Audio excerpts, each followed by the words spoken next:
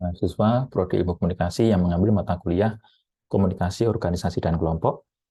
Saat ini kita akan melanjutkan materi pembahasan kita, di mana kemarin kita sudah belajar tentang definisi dan sebagainya. Kemudian saat ini kita akan belajar tentang dimensi, proses, dan karakteristik komunikasi organisasi dan kelompok yang nanti akan saya sampaikan secara ringkas, secara cepat, supaya kalian mengerti poin-poin apa yang penting dalam materi pembahasan ini. Oke, kita berangkat dulu dari dimensi, ya, dimensi komunikasi organisasi dan kelompok. Yang pertama adalah adanya komunikasi internal. Ya. Jadi kita melihat dimensi, ada komunikasi internal. Itu apa? Itu proses penyampaian pesan antara anggota yang terjadi untuk kepentingan organisasi atau kelompok. Ya. Jadi penyampaian pesan ya antara anggota itu untuk kepentingan organisasi atau kelompok. Nah, komunikasi organisasi terdiri dari 3 jenis. Ya. Tadi ada komunikasi vertikal, komunikasi horizontal, dan komunikasi diagonal. Nah, apa itu? Yang pertama, komunikasi horizontal. Horizontal atau garis lurus. Horizontal itu komunikasi yang terjalin dengan orang-orang pada tingkat hierarki yang sama dalam perusahaan atau proyek. Ya, tingkatnya sama, setara. Jadi kalau di dalam perusahaan, organisasi itu ada di level bawah semuanya sama. Di level menengah semuanya sama. Bahkan kalau ketika itu di level top, ya di level yang atas itu juga levelnya sama. Ya, jadi orang-orang dengan tingkat hierarki yang sama. Kemudian yang kedua adalah komunikasi vertikal. Ya, komunikasi vertikal yang terjalin dengan orang yang termasuk dalam tingkat hierarki yang berbeda. Tadi kan sama ya. Kalau ini berbeda antara atasan dengan bawahan atau bawahan dengan atasan. Langsung ya, apakah atasan itu atasan langsung atau atasan yang di atasnya lagi ya, atau mungkin supervisornya atau mungkin pimpinan tertinggi ya. Yang penting adalah dia tingkat hierarkinya berbeda. Kemudian komunikasi diagonal. Nah, ini mengacu pada pertukaran informasi antara tingkat yang berbeda ya dalam suatu organisasi. Jadi tingkatnya beda nih antara satu level di sini dengan level yang lainnya. Mungkin bisa dalam satu organisasi itu levelnya mungkin tidak dalam satu rumput. Tadi misalnya di bidang marketing ya, misalnya marketing itu ada di bawahan, kemudian ada supervisornya tadi vertikal. Tapi kalau horizontal itu mungkin ada di divisi yang lainnya, ya, secara diagonal. Ya. Jadi di pimpinan di divisi yang lain itu mungkin berkomunikasi dengan yang ada di level bawah di divisi yang lainnya. Nah, itu komunikasi internal. Kemudian yang kedua adalah komunikasi eksternal. Komunikasi eksternal itu komunikasi antara pimpinan organisasi atau kelompok dengan khalayak di luar organisasi atau kelompok. Ya, jadi antara di dalam pimpinan dalam organisasi dengan di luar organisasi atau kelompok. Nah, itu juga dibagi menjadi 2, yaitu komunikasi dari organisasi kelompok kepada khalayak dan komunikasi dari khalayak kepada organisasi. Ya, jadi dari internal keluar ya, atau dari luar ke dalam. Ya, itu adalah komunikasi eksternal. Ya, itu dari dimensi komunikasi organisasi dan kelompok. Kemudian proses komunikasi organisasi dan kelompok ya bisa dilihat dari 2 gambar ini. Yang di sebelah kiri adalah ini komunikasi antar pribadi ya, di sini ada dari organisasi itu dari komunikasi antar pribadi ini yang lebih sempit kemudian meluas menjadi komunikasi kelompok, dan yang lebih luas lagi tingkatnya itu menjadi level komunikasi organisasi. Ya, jadi kalau ini lingkupnya kecil mungkin hanya 1 atau 2 orang, minimal 2 orang ya. Ya, kemudian misalnya kelompok, ya ini minimal ada 3 orang di sini. Ya, bisa lebih, dan komunikasi organisasi lebih dari itu. Ya. Kemudian di sini ada di bagian komunikasi kelompok juga sama, dari komunikasi antar pribadi, kemudian lurus, kemudian meluas menjadi komunikasi yang kelompok. Ya, yang itu mungkin jumlahnya lebih lebih banyak lagi. Nah, kemudian sumber gangguan ya di sini ya bisa dilihat di model komunikasi linear yang pernah kita bahas di komunikasi interpersonal ya, yaitu komunikasi dari sumber informasi ya, dari itu kepada tujuan, dari komunikator pada komunikan, itu mengirimkan pesan, kemudian ada sinyal yang diberikan, sinyal diterima, kemudian pesan diterima oleh komunikan. Nah, kemudian juga ada sumber gangguan di antara proses tersebut. Nah, ini adalah model komunikasi linear dari Shannon, Weaver, and Schramm. Kemudian model komunikasi sirkular dari Osgood and Schramm, yaitu proses yang terjadi secara sirkular tadi ya. Bisa dilihat ini secara sirkular, jadi dari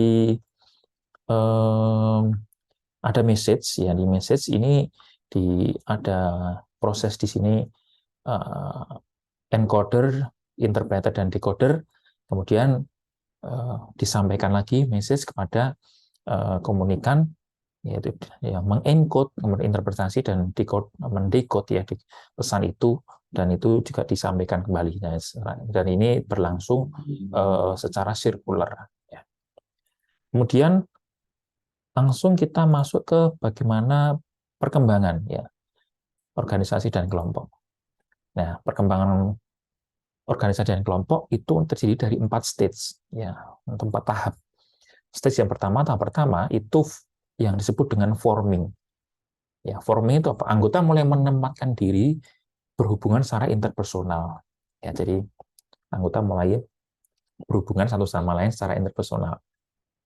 Ya, ini terjadi ketika mungkin kita baru tergabung di dalam organisasi atau kelompok tersebut, dan mau nggak mau kita harus melakukan komunikasi dengan orang-orang yang terlibat di dalam organisasi dan kelompok itu.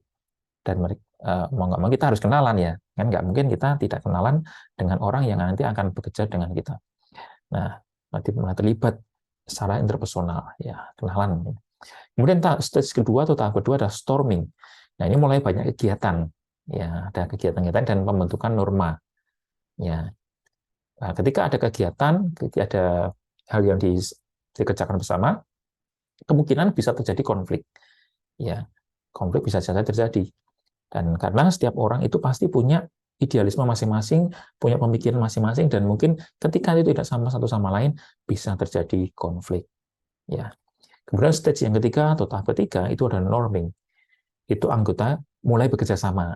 Ya, jadi mulai bekerja satu sama lain, mengembangkan norma dan kekompakan. Ya, mau nggak mau, setiap orang yang terlibat di dalam suatu organisasi dan kelompok, dia tidak bisa bekerja sendiri atau mungkin tidak mampu untuk melakukan semua hal itu sendiri. Karena itu harus mulai bekerja sama untuk mencapai tujuan. Karena seperti disampaikan sebelumnya bahwa setiap organisasi dan kelompok pasti dia memiliki tujuan ya, atau ya mulai visi atau tujuan. Dan untuk melakukan itu tidak bisa mengerjakan itu sendiri, karena itu butuh orang lain. Dan harus bekerja sama ya untuk mencapai hasil yang terbaik. Ya, harus kompak juga. Kemudian stage yang keempat ya itu adalah performing. Nah, ini di mana kerjasama berlangsung secara efektif ya, nggak hanya cuma kerjasama tapi bisa efektif karena sudah kenal dekat, karena kita sudah tahu apa yang menjadi kelebihan dan kelemahan diri kita dan rekan kita, kita jadi tahu apa yang harus dimaksimalkan ya, sehingga bisa berlangsung efektif. Dan itu anggota dapat terus berkembang, tetapi juga memungkinkan bisa juga terjadi kemunduran ya. Ini pasti terjadi di dalam satu organisasi kelompok ketika satu satu tempat atau satu kelompok itu mungkin bisa berkembang. Ada mungkin orang-orang yang mereka juga tidak mau terbuka terhadap perubahan perkembangan sehingga malah terjadi kemunduran ya. Terjadi konflik, nggak suka, minder, jadi malah mundur ya. Itu juga bisa terjadi. Nah, ya jadi 4 tahap tadi ya, perkembangan organisasi dan kelompok. Nah, kemudian apa menjadi karakteristik komunikasi organisasi? Yang pertama adalah ya tingkat pekerjaannya ya. Ya, tingkat pekerjaan itu memungkinkan setiap orang itu memiliki perbedaan yang signifikan dalam posisi pekerjaan ya. Jadi tidak memungkiri bahwa setiap dari orang yang terlibat di dalam organisasi itu juga pasti punya posisi yang berbeda. Nggak mungkin kita kan sama kan ya, dalam satu organisasi kan nggak mungkin sama. Karena memang job desk-nya masing-masing, kemampuan orang masing-masing. Ya, dan yang dibutuhkan dalam organisasi juga beda-beda, nggak semuanya sama. Dan memang harus punya spesialisasi masing-masing. Ya, jadi tidak boleh kita ini iri, minder dengan orang yang berbeda posisi. Karena memang setiap kita akan ditempatkan sesuai dengan porsi dan kemampuan kita. Ya, orang akan tahu apa yang menjadi minat passion kita di satu bidang tertentu, kemampuan kita di mana. Ketika kita tahu ditempatkan di posisi yang tepat, ya itu pasti juga akan membuat kita dapat mengerjakan bagian kita dengan lebih efektif. Kemudian orientasi. Nah, setiap orang dalam organisasi memiliki keinginan atau tujuan yang sama untuk dicapai ya. Jadi kita punya tujuan yang sama ini ya. Selain untuk memajukan tujuan visi dari organisasi, juga kita punya tujuan yang menjadi tujuan pribadi juga bisa. Ya, apa yang menjadi tujuan kita untuk bekerja, tujuan kita di dalam organisasi, untuk mencapai apa, untuk mendapatkan apa, itu juga kita punya orientasi masing-masing. Ya, tentu saja semua harus bersatu untuk satu tujuan, satu visi, tujuan dari organisasi itu. Karena ketika kita tidak berjalan bersama-sama untuk mencapai tujuan organisasi, maka akan terjadi ketimpangan di dalam organisasi tersebut. Ya, maka harus ada orientasi yang sama, ya, tujuan yang sama sehingga bisa dikerjakan dan kita bisa mengerjakan visi tujuan dari organisasi dapat tercapai dengan baik. Ketika itu cepat organisasi itu dapat settle berjalan dengan baik, tujuan tercapai, maka kesejahteraan dari orang yang terlibat di dalamnya juga akan dirasakan. Kemudian aliran komunikasi. Ya. Dan adanya kompleksitas dalam aliran komunikasi yang kita tidak bisa pungkiri bahwa aliran komunikasi itu tidak sesimpel itu. Ya, ada kompleksitas ya. Ya, ada satu hal yang mungkin tidak bisa berjalan dengan secara sederhana ya. Mesti ada satu hal yang ada tujuan lain di dalam komunikasi. Ketika berkomunikasi di satu bidang dengan bidang lain, itu juga mungkin ada niat yang lain, ada motivasi yang lain, atau ada mungkin hal-hal yang tidak sesederhana itu. Karena itu kompleks ya dalam aliran komunikasi. Kemudian pembagian kerja. Setiap orang dalam organisasi memiliki wilayah kerja yang menjadi tanggung jawabnya. Ya, kita tidak bisa seperti yang tadi, posisinya bisa beda-beda, pembagian kerjanya juga pasti beda. Kalau misal kita ada di posisi yang mungkin bukan top manager ya, kita mungkin ada di posisi yang level rendah, itu juga pasti punya pekerjaan atau pembagian kerja yang kita lakukan itu juga sesuai dengan posisi kita, porsi kita.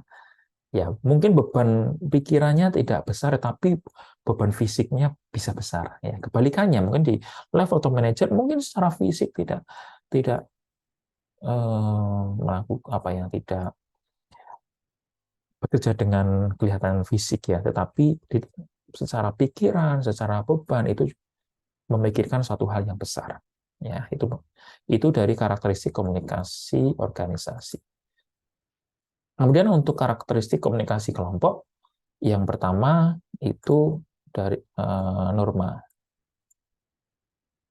Norma persetujuan atau perjanjian tentang bagaimana orang-orang dalam suatu kelompok berperilaku satu dengan lainnya. Ya, jadi perjanjian bagaimana orang-orang dalam kelompok berperilaku satu dengan yang lainnya. Karena itu tidak terdapat 3 kategori norma kelompok: norma sosial, norma prosedural, dan tugas. Ya. Apa itu norma sosial? Itu mengatur hubungan di antara para anggota kelompok. Ya, jadi mengatur hubungan. Sedangkan norma prosedural itu menguraikan dengan lebih rinci bagaimana kelompok harus beroperasi. Seperti bagaimana suatu kelompok harus membuat keputusan. Apakah melalui suara mayoritas, ataukah dilakukan pembicaraan sampai terjadi kesepakatan, tercapai kesepakatan. Ya, ya, di norma tadi, sosial tadi mengatur hubungan di antara anggota, kemudian prosedural itu bagaimana harus beroperasi, ya. Apakah mengikuti suara mayoritas atau ya dilakukan pembicaraan sampai terjadi musyawarah, mufakat, ya. Kemudian kalau norma tugas itu memusatkan perhatian pada bagaimana suatu pekerjaan harus dilaksanakan. Ya, jadi fokusnya kepada tugas, melaksanakannya bagaimana. Itu karakteristik komunikasi kelompok yang pertama, norma. Kemudian yang kedua adalah peran. Ya, karakteristik kedua adalah peran. Itu pola perilaku yang diharapkan dari setiap anggota kelompok. Ya, peran itu pola perilaku yang diharapkan dari setiap anggota kelompok. Terdiri dari fungsi hubungan sosial, pendidikan, persuasi, pemecahan masalah, dan pembuatan keputusan serta fungsi terapi. Nah, apa itu? Nah, fungsi yang tadi ya, pertama itu menjalin hubungan sosial, itu dalam arti bagaimana kelompok tersebut dapat membentuk dan memelihara hubungan antara para anggotanya dengan memberikan kesempatan melakukan berbagai aktivitas rutin yang informal, santai, dan menghibur. Dan fungsi yang selanjutnya tadi ada pendidikan, ya, di mana itu mempunyai makna bagaimana sebuah kelompok baik secara formal maupun informal berinteraksi untuk saling bertukar pengetahuan. Ya.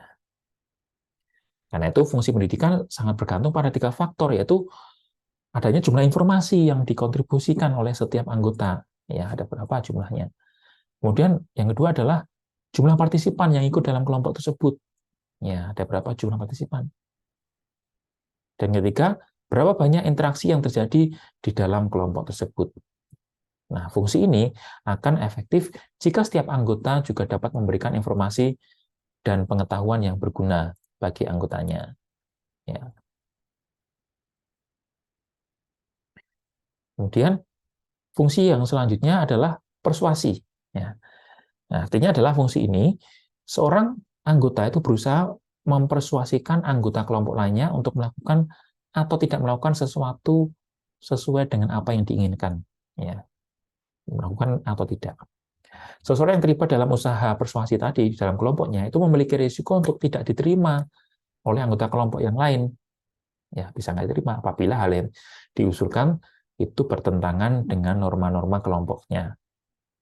Ya, maka justru malah bisa menyebabkan konflik di dalam kelompok dan dapat membahayakan posisinya di dalam kelompok tersebut. Ya, itu fungsi persuasi. Kemudian ada fungsi selanjutnya adalah pemecahan masalah. Ya, ya, sini kelompok itu berguna untuk mencari solusi dari permasalahan yang tidak dapat diselesaikan oleh anggota, serta mencari alternatif untuk menyelesaikan. Ya. Sedangkan pembuatan keputusan itu bertujuan untuk memilih salah satu dari banyak alternatif solusi yang keluar dari proses pemecahan masalah tersebut. Ya, ya, jadi mencari solusi permasalahan. Ya, yang tidak dapat diselesaikan oleh anggotanya. Jadi cari alternatifnya bagaimana. Ya. Kemudian yang fungsi yang selanjutnya adalah terapi. Ya, terapi. Ya, kelompok terapi ini memiliki perbedaan dengan kelompok lainnya karena kelompok terapi tidak memiliki tujuan. Ya. Objek dari kelompok terapi adalah membantu setiap individu mencapai perubahan persoalan. Ya, jadi ya membantu setiap orang itu mungkin ada persoalan, Ya itu bagaimana menyelesaikan, bagaimana perubahan persoalannya. Ya, itu adalah karakteristik komunikasi kelompok ya dari perannya. Oke, terima kasih. Ya mungkin demikian yang dapat kami sampaikan. Untuk materi selanjutnya, jika ada yang belum jelas bisa ditanyakan. Ya, terima kasih. Selamat melanjutkan aktivitas kembali.